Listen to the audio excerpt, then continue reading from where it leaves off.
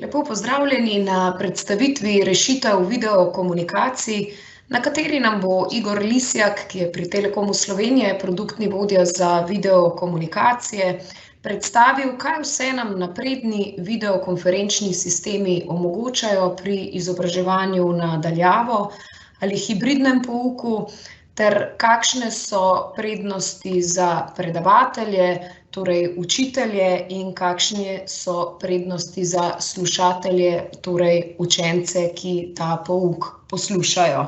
Predstavitev bo potekala približno 5 minut. Vkolikor se vam tekom predstavitve porajajo kakšna vprašanja, nam le-ta lahko pošljete na poslovna.prodaja@telekom.si. Igor, izvoli, zdaj pa je beseda tvoja. Zdravo, Mojca. Imamo eno super rešitev s področja izobraževanja na daljavo, in sicer s pomočjo videokomunikacij. Pa poglejmo, kako lahko s pomočjo videokomunikacij izvajamo izobraževanje. Pripravili smo rešitev v okolju Microsoft Teams, ki nam omogoča videokonferenčna srečanja med predavatelji in slušatelji in omogoča nam tudi deljenje zaslona, pošiljanje datotek, klepet in še veliko več. Poglejmo, kakšne rešitve nam videokomunikacije ponujajo. Rešitve so različne in se prilagajajo glede na trenutne potrebe in možnosti predavateljev in slušateljev. Med izobraževanjem so lahko predavatelji in slušatelji na različnih lokacijah, učitelj je na primer v učilnici, učenci pa so doma.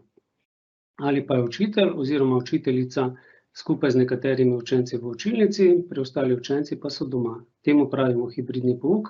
Torej del slušateljev je na oddaljenih lokacijah, del pa v predavalnici. In kakšne so prednosti takega izobraževanja za predavatelje? Torej, z uporabo primerne opreme lahko predavatelj izvaja izobraževanje iz učilnice, podobno kot bi potekalo v živo. Kamera in mikrofoni prenašajo zvok in sliko do oddaljenih slušateljev, TV zaslon v predavalnici pa predvaja sliko slušateljev, ki so na oddaljenih lokacijah.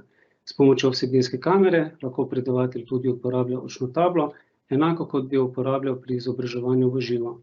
In z deljenjem zaslona lahko slušateljem prikazuje vizualne vsebine, kot so na primer slike, prezentacije ali videoposnetki.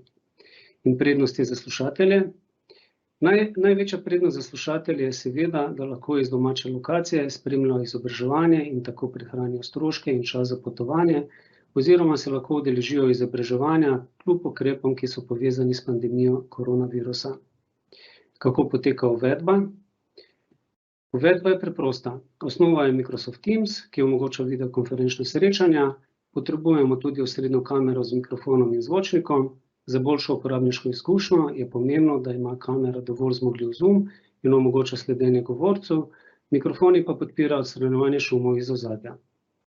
Zelo uporabna je tudi vsebinska kamera, ta snema očno tablo, Microsoft Teams pa poskrbi, da je predavatelj prosojen in tako ne zastira pogleda na tablo. Za spremljanje slušateljev iz oddaljenih lokacij seveda potrebujemo še zaslon, ta je lahko nameščen na steni ali pa je mobilen na vozičku.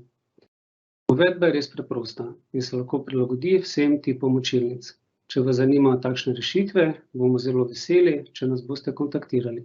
Lahko nam pišete na poslovna.prodaja@telekom.si.